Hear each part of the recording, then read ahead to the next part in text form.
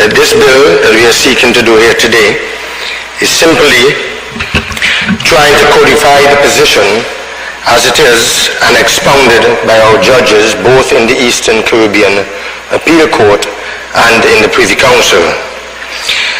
Madam Speaker, the mandatory death penalty, as the Honorable Attorney General told us, has been outlawed for now several years and is being ruled by both higher courts as being unconstitutional.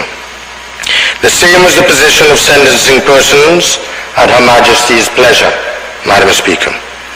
The courts have held that sentencing is a function of the courts and not the executive. This bill, Madam Speaker, sets these matters right, and I commend the government for bringing this bill to this Honourable House that is very timely to do so, Madam Speaker.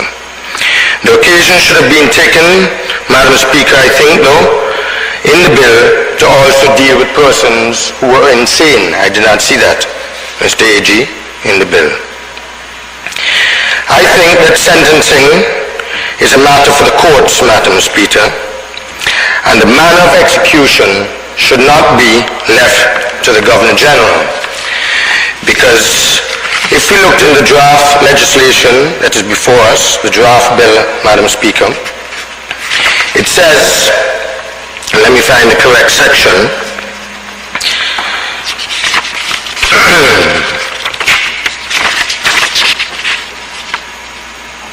Section 4, Madam Speaker, subsection 7, Mr. AG, and it reads, after the execution of sentence of death in the manner directed by the Governor General, and the person has been pronounced dead by a medical officer appointed by the court, the provost marshal shall hand over the remains of the person executed to his family for burial. Section 6, let's go back to Section 6, where a court pronounces a sentence of death pursuant to subsection 1, the Governor General shall direct the time, place, and manner of the execution of the sentence of death of the person convicted of murder, Madam Speaker. I cannot agree with this, Madam Speaker, because that is in fact saying, and in essence saying, that the Governor General could decide at her discretion, and not the court, that the manner of the execution could be by hanging, could be by shooting, could be by lethal injection, or it could be by guillotine. I mean, that's stretching it a little far, but I do not think the point that I'm making that it should be the function of the Governor General. And if we look at the explanatory memorandum, it states that this is a slight amendment to enable the death penalty to be carried out in a humane manner. That may be the intention of the government and the intention of the act that the Attorney General intends. But that, Madam Speaker, in my view, is wrong, and blatantly wrong, to give any Governor General or President, if we were a republic, and I quote from the act, the power to determine the manner of carrying the death penalty. A sentence, Madam Speaker, as we know, is a judicial, and the Attorney General have said it is not an administrative matter, and I see the Attorney General nodding and agreeing with me.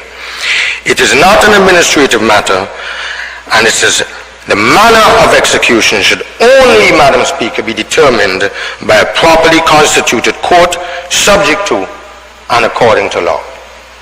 The Governor General's function should only be administrative. The next section, Madam Speaker, that I have a little concern here is Section 4.2, subsection 2, and when the Attorney General is wrapping up, he could shed some light. It suggests that there are other offenses, Mr. Attorney General, than murder which carry the death sentence. Are there? Treason. There are other offenses, treason. Section 4 generally refers to the court pronouncing sentence of death. And if you look, colleague, member for St. John City South, at Section 4.2, it provides that all other proceedings relating to the sentence of death shall take place before the court. This does not seem very clear to me, Madam Speaker. However, and importantly, as I said, it is apparently inconsistent with Section 4, subsection 6, which says, where a court pronounces a sentence of death pursuant to subsection, and I just stated that the Governor General shall decide the manner and the time of the conviction. Section 6 now, which the Attorney General explained, the periods of minimum imprisonment for life sentence, Mr. Attorney General, of 25 years, and for other sentences of 18 years thereafter for review, do not seem to me and to other legal luminaries and other Queen Counsels to be correct. And I say correct because we know that there is no legal objection to minimum sentences in the Commonwealth and periods to be served.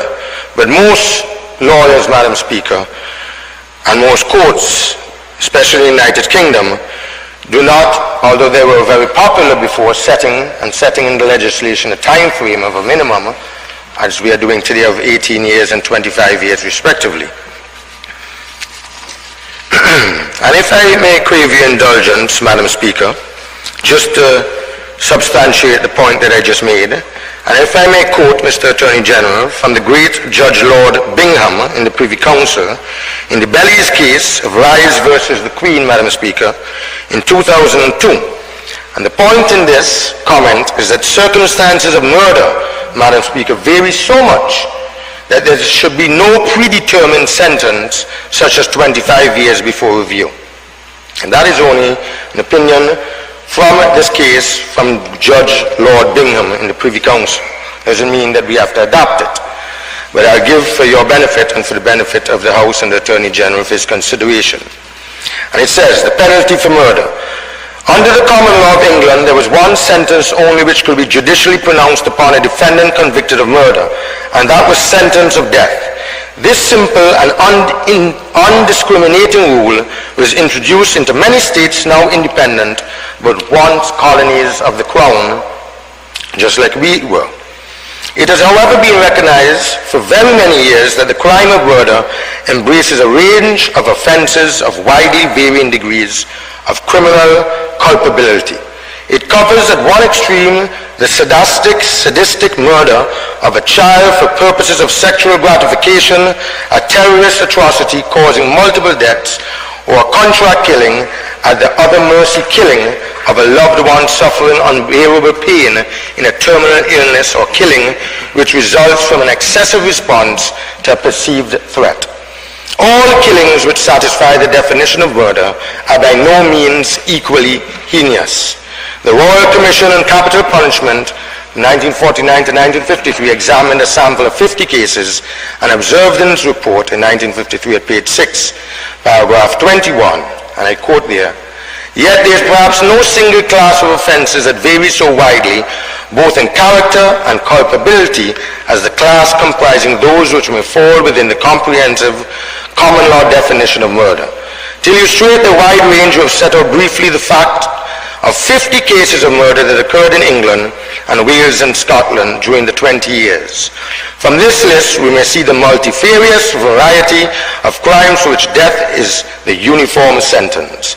Convicted persons may be men or they may be women, youths, girls, or hardly older than children.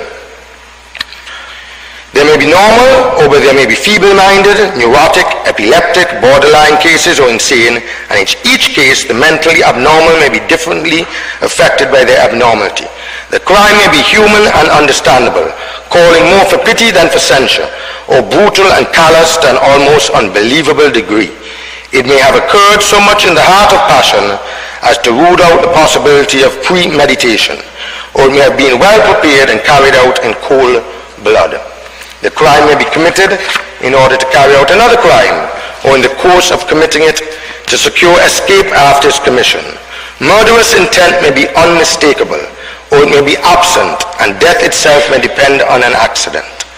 The motive springing from weakness as often as from wickedness shows some of the basest and some of the better emotions of mankind: cupidity, revenge, lust, jealousy, anger, fear, pity, despair, duty, self-righteousness, political fanaticism, or there may be no intelligible motive at all. They went on to say, a House of Lords Select Committee on Murder and Life, imprisonment in 1989, observed in paragraph 27, paper 78, section 1, and I quote, "The committee considers that murders differ so greatly from each other that it is wrong that they should attract the same punishment. It went on to say, an independent inquiry into the mandatory life sentence for murder sponsored by the Prison Reform Trust and chaired by Lord Lane in 1993 reported at paragraph 21, and I quote, "There's probably no offense in the criminal calendar that varies so widely, both in character and in degree of moral guilt, as to that which falls within the legal definition of murder." End of quote. So, Madam Speaker, in dealing with sentencing in murder trials, this bill that we are hoping to pass today provides that the convicted and the director of public prosecutions can address the court. But provisions should be made for impact statements. For instance, the family of the murdered persons, because this is a very popular and probably good idea. I do note, though, that it says here in section 6, subsection 1A, B, that they consider whether there is any longer necessary for the purpose of deterrence, retribution, rehabilitation, the AG read out that, and in the public interest, that the convicted person should be detained. It goes on to say in subsection 6.2, a review under subsection 1 shall take into account a report submitted by the visiting committee appointed under Rule 3 of the prison rules. But I do not know, Mr. AG, whether that visiting committee would also take into consideration a family or statements by family members of the murdered person, would it? Pardon me?